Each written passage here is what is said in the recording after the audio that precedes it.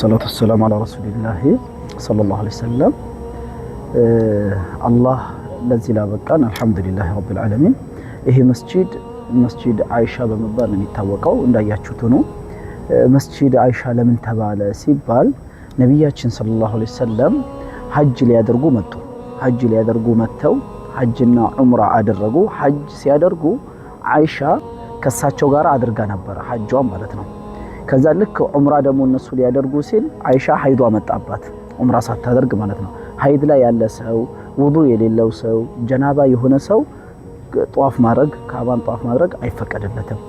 ስለዚህ ሐይድ ላይ ስለሆነች ረሱል ሰለላሁ ዐለይሂ ወሰለም ጥለዋት ዑምራቸውን አደረጉ። ከዛ በኋላ ልክ ወደ መዲና ሊመለሱ ሲል አይሻ ስሞታ ቢጤ ነገር አቀረበች። ያ ረሱላህ አለቻቸው አለይሂ ሰላቱ ወሰላም፣ እናንተ ሐጅ አድርጋችሁ ዑምራም አድርጋችሁ ትሄዳላችሁ፣ እኔ ደግሞ ሐጅ ብቻ ነው ያደረኩት አለች። ለምን ሐጅ ሲደረግ ሐይዷ አልመጣም ነበረ፣ ዑምራ ሲደረግ ነው ሐይዷ የመጣው። የዚህን ጊዜ ረሱል ሰለላሁ ዐለይሂ ወሰለም እሺ ብሎ ጠበቋትና ልክ ከሐይዷ ስትጠራ እናታችን አይሻ ከሐይዷ ንጹህ ስትሆን ወደዚህ ቦታ ተንዒም ተብሎ ይጠራል። ይሄ ቦታ ወደዛ ቦታ ሂጂና እዛ ቦታ ላይ ሐርመሽ፣ አሁን እኛ ልንሐርም ነው ከመካ እዚህ ወጣ ነው። እዚህ ቦታ ላይ መተሽ ሐርመሽ ወደ መካ ተመልሰሽ ነይ አሏት።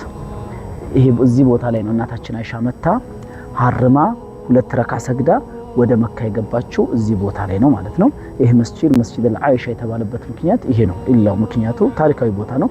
ከዛ ባሻገርም ዑምራ ጥቅሙ ወላሂ በጣም ትልቅ ነው። የዑምራ ጥቅም ወላሂ አንድ ሰው ዑምራ ላይ መጥቶ ችግሩን ለአላህ ከተናገረ አላህ ምላሽ የሰጠው ቢሆን እንጂ አይቀርም።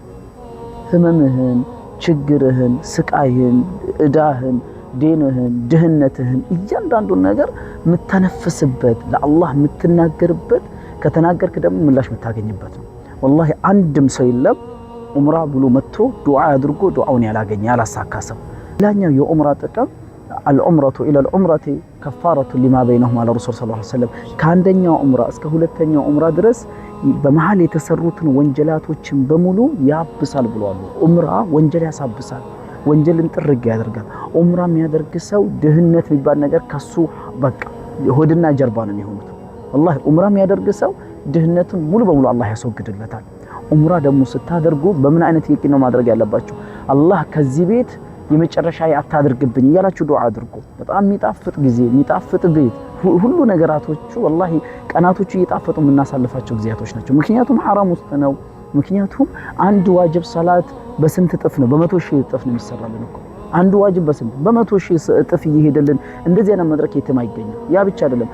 አንድ ሰው እኮ ለ10 በተከታታይ ቀን ሱቢ ሰላትን ሐራም መስገድ ከሆነ 1 ሚሊዮን ሱቢ ሰላት እንደሰገድክ ነው የሚቆጠር። አንተ እድሜ ልክህን ብትኖር 1 ሚሊዮን ሱቢ ሰላት አጅሩ ትልቅ ነው። ዱዓ ላይ መበረታት ነውና ለራሳችሁ ዑምራ የምታደርጉ ሰዎች ያው ንያችሁን ለበይክ አላሁመ ዑምራ ለሌላ ሰው ዑምራ ማድረግ ይቻላል። ለሞተብን ቤተሰቦቻችን ምናምን ለጓደኛም ሊሆን ይችላል። ለሞተብን ሰው ግን ያን ሰው ስሙን ጠርተን ለበይከ ብለን ለዛ ሰው ዑምራችንን እናደርግለታለን ኢንሻአላህ። አላህ እኛንም ሌሎች ወንድሞችን ከኛ ጋር የሚሰሩት ዑምራ ፕሮግራም ላይ ያሉትን በሙሉ አላህ ይቀበላቸው። እዚህ ያልመጡትንም ደግሞ አላህ ይወፍቃቸው፣ አላህ ያምጣቸው።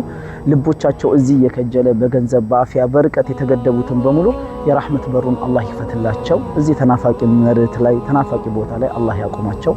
ሰላም አለይኩም ወራህመቱላሂ ወበረካቱ።